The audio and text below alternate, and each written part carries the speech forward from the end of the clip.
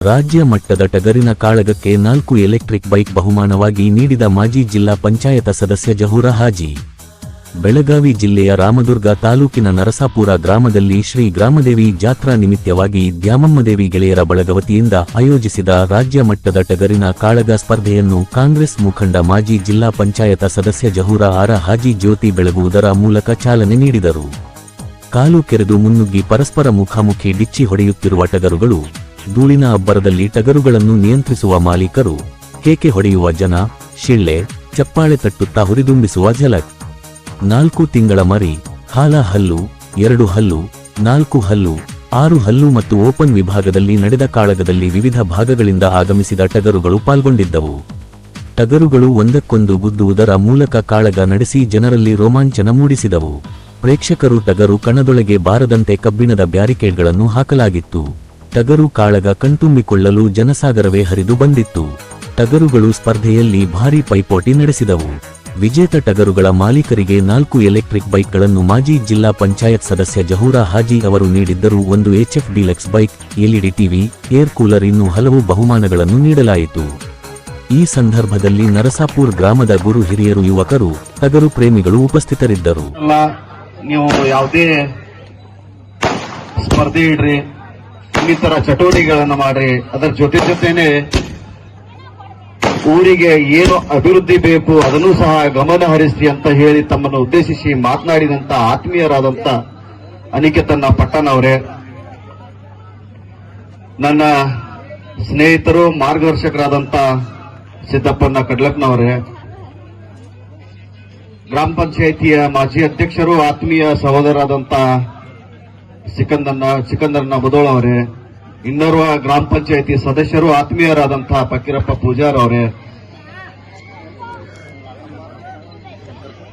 ಶಂಕರಗೌಡ ಪಾಟೀಲ್ ಅವರೇ, ಯಾವತ್ತೂ ನಾನು ಈ ಗ್ರಾಮಕ್ಕೆ ಬಂದಾಗ ಬಹಳ ಅವ್ರ ಮಾತುಗಳನ್ನು ಕೇಳ್ತಾ ಇರ್ತೀನಿ.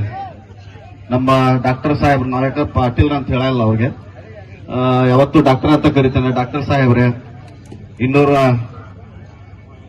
ಮಾಳೋ ಅವರೇ, ಇಲ್ಲಿ ವೇದಿಕೆ ಮೇಲೆ ಆಸೀನರಾದಂತ ಎಲ್ಲ ಗಣ್ಯಾತಿ ಗಣ್ಯರೇ ಹಾಗೂ ವೇದಿಕೆ ಮುಂಭಾಗದಲ್ಲಿದ್ದಂತ ಎಲ್ಲ ನನ್ನ ನರಸಾಪುರ ಗ್ರಾಮದ ಗುರಿ ಹಿರಿಯ ಹಾಗೂ ಅಣ್ಣ ತಮ್ಮಂದ್ರೆ, ಯುವ ಮಿತ್ರ, ಈಗಾಗಲೇ ಸಮಯದ ಅಭಾವ. ಅನಿಕೇತನ ಪಟ್ಟಣ ಅವರು ಹೇಳಿದ ಹಾಗೆ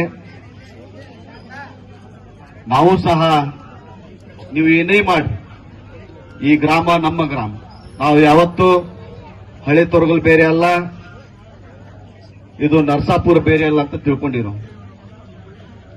ಯಾವತ್ತು ನೀವು ಏನೇ ಮಾಡ್ರಿ ನಾವು ನಿಮ್ಮ ಜೊತೆ ಸದಾ ಇರ್ತೀವಿ ಅಂತ ಈ ವೇದಿಕೆ ಮುಖಾಂತರ ಹೇಳುತ್ತಾ, ಆಗಲೇ ಅನಿಕೇತನ ಪಟ್ಟಣವರು ಒಂದು ಮಾತು ಹೇಳಿದ್ರು, ನಾವು ಯಾವುದೇ ಜಾತಿ ಭೇದ ಭಾವ ಮಾಡಲ್ಲ ಅಂತ. ಅದು 100ಕ್ಕೆ 100 ಸತ್ಯ. ಅವ್ರ ಮನೆಯಲ್ಲಿ ನೋಡಿರ್ಬೇಕು ನಾವು.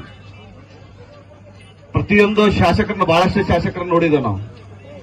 ಅಡಿಗೆ ಮನೆಯವರಿಗೆ ಬರಮಾಡಪಡುವಂತ ಶಾಸಕರು ಯಾರು ಇರ್ತಾರೆ, ಅದು ಅಶೋಕಣ್ಣ ಪಟ್ಟಣವರು ಅಂತ ನಾವು ಬಹಳ ಹೆಮ್ಮೆ ಅಂತ ಹೇಳ್ಬೇಕಾಗುತ್ತೆ. ಬರ್ರಿ, ಯಾರೇ ಬರ್ಲಿ, ಅವ್ರು ಅಡಿಗೆ ಮನೆ ಮಠ ಕರ್ಕೊಂತಾರೆ.